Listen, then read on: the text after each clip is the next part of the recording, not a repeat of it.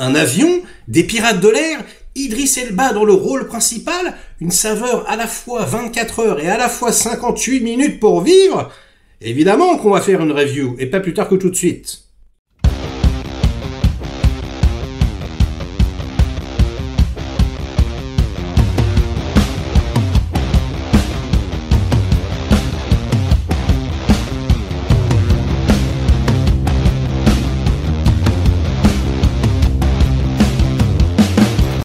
Salut les cinéphages, c'est Merej et aujourd'hui on vient parler de la nouvelle mini-série Apple TV+, et qui est l'un des meilleurs services de streaming, en plus d'être un des moins chers.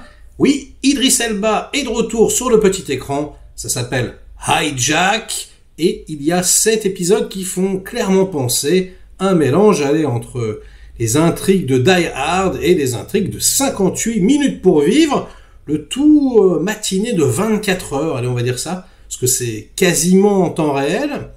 Et d'ailleurs, je trouve que c'est le gros point fort du show. Alors, je ne spoile rien, c'est dans le titre de la série, Hijack, donc détournement. Bah oui, on détourne un avion qui part de Dubaï pour aller à Londres.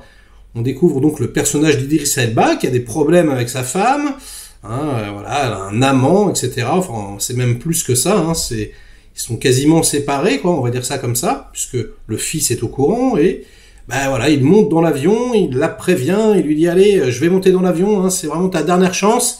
Elle lui répond pas, donc on imagine que tout est fini, et ben il se retrouve au mauvais endroit, au mauvais moment, puisque, ouais, des pirates de l'air détournent l'avion, d'une façon assez étrange, on va dire ça, et franchement, j'avais de très gros doutes. Je me disais, 7 épisodes, quoi, allez, on va dire 6 heures de show sur un détournement d'avion, ça risque d'être long, ça peut être un petit peu ennuyeux, et finalement pas du tout, en fait. En fait, je me suis rendu compte que c'était totalement pertinent. Au contraire, c'est vrai que j'adore ce genre de film, et à chaque fois ça passe très vite, 1h30, 2 heures.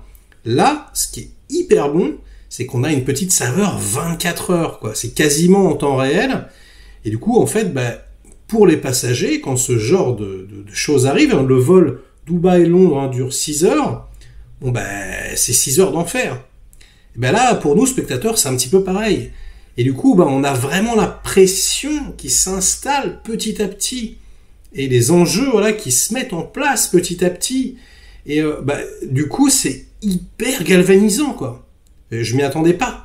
Et c'est vrai que, putain, ça monte petit à petit, crescendo, mais vraiment, quoi. Alors, il y a un gros défaut, mais bon, ça, on est habitué avec Apple TV, c'est que les épisodes, ils sont pas disponibles tout de suite. Et là, il va falloir attendre chaque semaine. Franchement, c'est très compliqué parce que il y a énormément de suspense, ça marche ultra bien, et donc du coup, là, vous arrivez au bout des 2 premiers épisodes, vous avez envie d'arracher la télé. Vous avez envie absolument de voir la suite. C'est franchement ultra prenant. Idriss Elba, on ne le présente plus. Il est très souvent excellent, et là c'est le cas. Franchement, ultra charismatique. Son personnage a l'air assez complexe. On ne sait pas trop d'où il vient. On ne sait pas trop quelle est sa profession. On le sait dès le 2e épisode, mais je vais pas vous spoiler. Mais il y a une petite saveur Steven Seagal. C'est clair que les pirates de l'air vont tomber sur quelqu'un qui va leur donner du fil à retordre, en quelque sorte. Et là où j'ai trouvé ça excellent, c'est qu'on s'attend pas du tout à ce qui va se passer. Ça, c'est ultra bien géré, quoi. On s'attend à voir des clichés, on a déjà vu plein des films comme ça. Et voilà, il y a forcément, on coche certaines cases, surtout dans le premier épisode. Mais là où donc c'est très intéressant, c'est que ça prend quelque part le contre-pied. Alors je ne vous dis pas de qui il s'agit, mais c'est pour vous donner un exemple. On a un personnage qui va trahir les autres personnages et on ne va pas du tout s'y attendre, par exemple. On va se dire, mais qu'est-ce qui se passe? Enfin voilà, on est vraiment happé par ce qui se passe. C'est très très bien écrit. Tous les seconds rôles sont impeccables. Les pirates de l'air, ça se passe également au sol. Donc on voit à Londres, à Dubaï, ceux qui doutent un peu de ce qui se passe, etc. Enquêter, à l'aéroport, voilà, on voit le complot se dessiner petit à petit. Franchement, c'est très très très bien fait, c'est bien mis en scène. Les effets spéciaux sont très très bons. D'ailleurs, ce sont de véritables images d'avions, hein, c'est pas des maquettes ou des vieux trucs dégueulasses comme il peut y avoir parfois. Hein, c'est très palpable. Il n'y a pas de green screen, de blue screen qui craignent, ce genre de choses. Vraiment, on a l'impression d'être dans un avion. C'est con, mais ça peut ne pas marcher de temps en temps. Là, ça fonctionne vraiment. Et ouais, on est captivé, franchement, par ce qui se passe. Et on se doute, hein, cet épisode, qu'il va se passer des milliards de trucs. Donc c'est assez marrant parce que le spectateur, il est toujours un peu captivé, quoi. Ce qui est intéressant, c'est que normalement, dans une série, on voit des seconds rôles, bon, voilà, des gens assis, on se dit... Et puis là, en fait, on se met à douter, on se dit, tiens, elle a une perruque, elle va être importante, lui, il a une tête bizarre...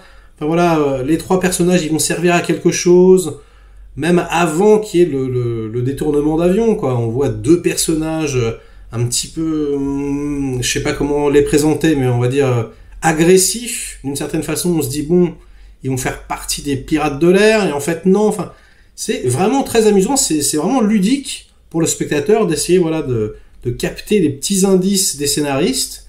Et franchement, mais j'ai pris un putain de panard, donc il fallait absolument que je fasse une petite critique de ces 2 premiers épisodes pour vous donner envie de vous jeter dessus, et puis par la même occasion, pour vous donner envie de vous abonner à Apple TV+, hein, franchement, 7 € par mois, je crois, ça vaut vraiment le coup. Il y a pas énormément de choses par rapport aux autres services de streaming, mais à chaque fois, ou quasi à chaque fois, c'est franchement ultra qualitatif. Là, c'est pareil, hein, Silo vient de se terminer et c'était vraiment très très bon. Donc, ça fait plaisir. Surtout par ces temps de disette, j'ai envie de vous dire. Hein. Je sais pas ce que vous en pensez, mais là, on arrive, l'été arrive, et j'ai l'impression qu'il n'y a pas grand-chose. Alors évidemment, il y a des gros blockbusters, il y a Indiana Jones, il y a Mission Impossible, etc., qui arrive bientôt. Il y a le Nolan, mais je veux dire, la télévision, streaming, enfin je sais pas, je trouve que c'est un petit peu pauvre. Voilà, je suis là en train de... Moi, j'ai du mal à faire des vidéos pour la chaîne, voilà, je parle de nouveautés, je suis obligé d'aller chercher des trucs à gauche, à droite, comme ça, donc j'espère que vous m'écouterez, j'espère que si vous regardez le show, vous apprécierez, et j'ai envie de vous dire, ça sera tout pour aujourd'hui, donc on en parle dans les commentaires, qu'est-ce que vous en avez pensé?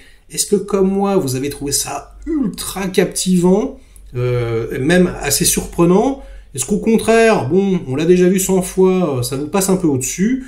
Ou bien, encore pire, hein, est-ce que vous avez trouvé ça complètement nul? Bon, c'est à vous de jouer, hein. Et sur ces bonnes paroles, ce sera la fin de cette vidéo. Likez-la si elle vous a diverti un minimum, délikez-la sinon, inondez-moi de commentaires, donc comme d'habitude pour faire marcher le petit robot YouTube. Et nous, on se retrouve très vite pour de prochaines aventures. Ciao!